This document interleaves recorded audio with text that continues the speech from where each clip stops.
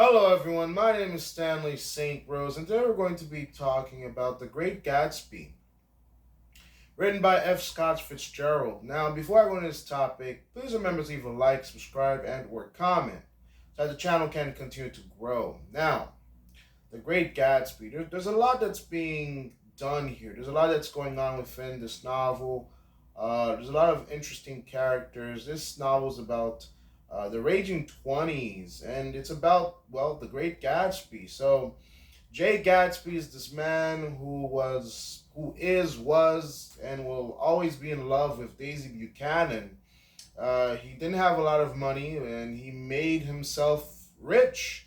He made himself a millionaire, to the point where he can afford a nice car, a mansion. He can rub elbows with the elite. Throughout the whole novel, Jay Gatsby here, he's all about the American dream, pulling yourself up by your bootstraps, doing what it takes to be an American, to be,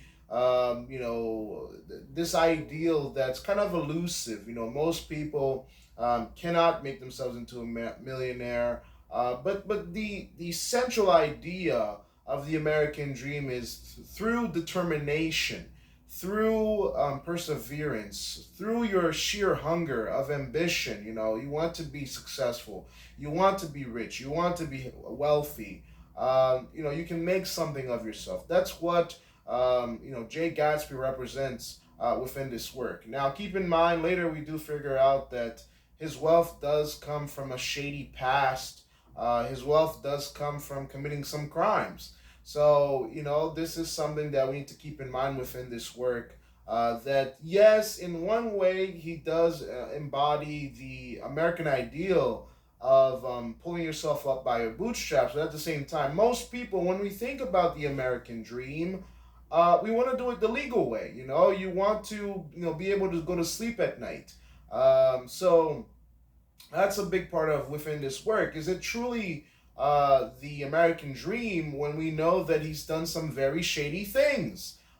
Can we live that down? Because, when there's an element of crime and he got his money through crime, it doesn't feel the same, because most people, they want the American dream, they want to be successful, but they want to do it the right way, the legal way, the way where you feel good about it, not the way where you're always looking over your shoulder. So that's a whole realm of this novel that we should look at and we should think about. So basically, let's get to the meat and bones of this book. You have Jay Gatsby. He's in love with Daisy Buchanan. This is a love from a long time ago. Jay Gatsby, he's just never forgotten about Daisy Buchanan. He wants her back, so he made himself rich any way that he could, with the whole crime and stuff, so that he can come back into Daisy's life and steal her away from her husband. So that's very complex right there. Daisy Buchanan, he's married to Tom Buchanan, and Tom is a horrible guy. All right, he's just a horrible guy. Horrible, horrible guy. He's sleeping with some girl by the name of Myrtle Wilson. And Myrtle to me sounds like Murder Wilson. So Murder Wilson. The reason why I say that's because she gets murdered. I think, the novel makes it's an accident, but still, Daisy chose Tom. Daisy ends up with Tom, and Myrtle was Tom's mistress. Tom Buchanan was sleeping with Myrtle. So if the wife kills the mistress with a car, I guess we can say it's an accident, but still, is it really though? That's a whole argument right there, okay? That's a whole argument. So take that how you want to take it. Okay. Basically what happens within the novel, you get these people intermingling. Nick is our narrator, all right? He's the cousin of Daisy. He comes in, he moves into next to Gatsby. He moves in next to Gatsby. He narrates the whole book for us. He gives us his view. Nick, honestly, he seems normal, okay? He seems very normal. He's like the guy that that you want to talk to. Okay, he seems like the guy that Um, yeah, he seems the most normal out of all of them. He has the normal house. Uh, he has the, he seems like a regular person, okay? So Nick Carraway, he's just that type of guy that uh, he's not like Gatsby. He's not like Tom Buchanan. Tom Buchanan and Gatsby are the heavy hitters, okay? So in the novel, basically, we see Nick Carraway. We see him get into some type of relationship with Jordan Baker, who's a golfer. That's there. We see the back and forth between Daisy Buchanan and Jay Gatsby. They're going back and forth. They're kind of falling back in love, and Gatsby and Daisy, they're falling in love. Tom Buchanan, he's not really happy with this. He's not pleased, even though he has a whole mistress on the side. Myrtle, she does have a husband, George Wilson, and he ends up killing Gatsby at the end of the work. So ultimately, what happens? Tom does not like Gatsby. They get into it several times. They have confrontations. By the end of the novel, um, you know, Daisy ends up hitting Myrtle with the car, with Jay Gatsby's car. Gatsby takes the blame. He says I did it. I killed Myrtle. I hit her with the car. He takes the blame. Tom, lets Myrtle's husband know. He lets George Wilson knows. I mean, he's been sleeping with George Wilson's wife, but he makes sure that George Wilson know that, listen, Gatsby is the one that killed your wife. And so George Wilson, he ends up killing Gatsby,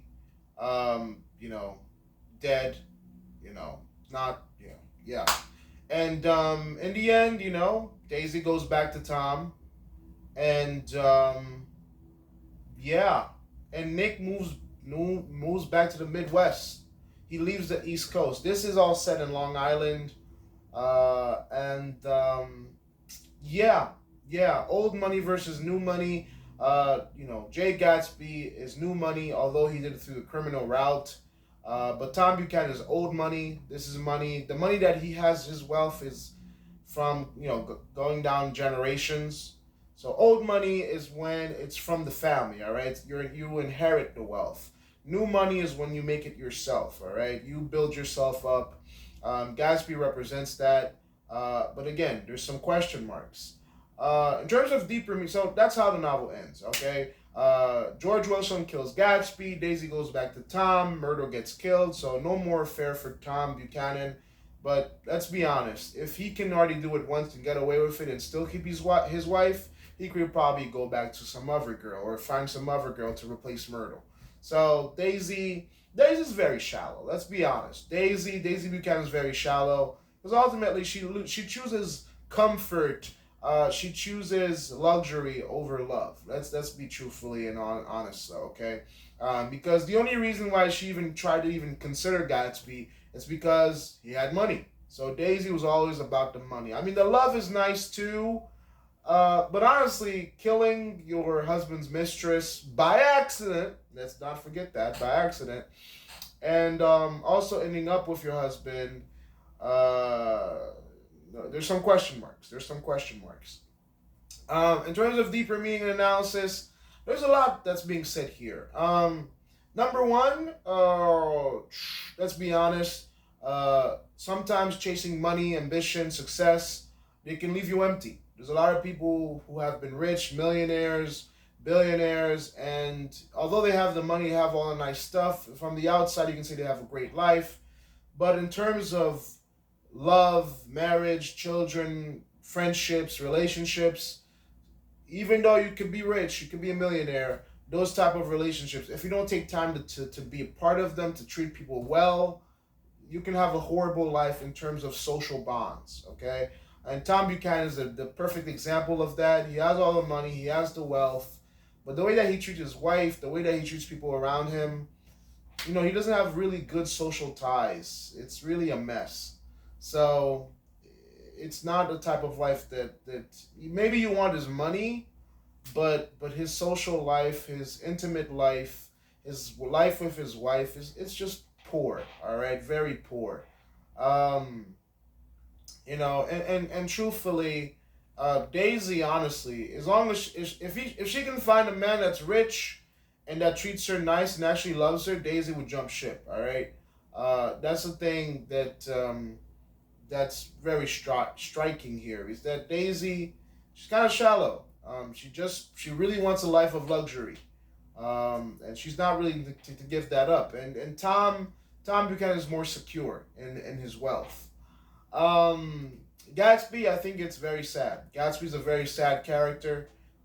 Listen, if somebody doesn't love you, if you're with a woman and she truly doesn't love you, and it's really about your money and your success and your status in life, look, I'm not saying to be a bum, but if somebody truly doesn't love you, don't fight for them to your death. All right. This love of Gatsby's cost him his life. Like this dude, Daisy hits a human being with a car, he takes the blame, no problem. Daisy wants a rich man, he commits crimes so that he can get Daisy, no problem. Daisy lives, across the bay. I'm gonna live across the bay. I'm gonna look at this light. I'm gonna do anything, even if I lose my soul. I'm gonna chase after this woman. Listen, if both for men and for women, if somebody costs that much to be with them, it's not worth it. Going after a woman that you love when it costs you your soul, it's not worth it. Because, the person that you love should add to your life, not rip away from your life, not kill you. So this obsession, and I think it's not love. I think at some point, Gatsby's want of Daisy is obsession. I don't think it's love. I think he's enamored. I think he has this ideal in his head about her. I think he has this statue of Daisy in his head that he won't let go, and ultimately it cost him his life.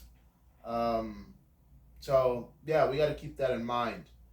Um, Nick feels like us, like the people who are reading this book. Nick feels like he sees the horrors of the rich world, the world of the wealthy, the world of old money and new money. And even though these people have the success, the ambition, and all these types of things, Nick himself, he wanted to be something in his life, but he kind of sees what ultimately becomes of it. Gatsby tries to use Nick. He uses Nick as a pawn to get to Daisy. That's the other thing with the rich people within this work. They're all very cold. They're always working angles. They're always talking to people, getting connections with people so that they can get what they want. People are just ends to a means for them. Gatsby uses Nick, Daisy uses Nick, Tom uses people. So the ultra rich, they just use people as objects. And that's something that's really common with a lot of rich people. Because they have the money, because they can afford it, they just use people as ends to a means. So we have to be very careful with that. If you're around rich people or people who have money, they will make you dance for their money. For a lot of rich people, other human beings are just monkeys that they can just throw money at. So that's another deep analysis that we need to think about. Uh, you know, so the Roaring Twenties was a crazy time. So within this work, there's a lot about sex, a lot about infidelity, a lot about mistrust, a lot about wealth. Tom he has a wife, he has money, he has all these things, but he's still committing an affair. So the sex is there. The Roaring Twenties was, this book really covers what was going on in the Roaring Twenties. All right, sex, alcohol, drugs, people having fun, a great time. Interesting time, and ultimately all these things culminate into murder, fornication, and a lot of people really not being happy. Because truthfully, let's be honest, Daisy's not happy with Tom because she's not really loved. It's just that she much preferred the comfort and the luxuries of having a good life rather than truly being in love. And Tom is not truly happy with Daisy because he's having affairs with other women. And Gatsby's dead. Myrtle's dead. Myrtle's, husband, he kills himself. So, and Nick moves away from the East Coast and goes to the Midwest. So, yeah, this is not a happy ending. So, sometimes the pursuit of wealth, the lack of the ability to change, the self indulgence and the things of the flesh and of the things of this world, they can just lead to a dark path. Even though it might look good on the outside, the money, the alcohol, the roaring parties, internally, socially, it can be quite deadly, as this story teaches us, basically. So yeah, that's my summary and analysis. Please remember to leave a like, subscribe, and or comment, and I'll see you guys in the next video.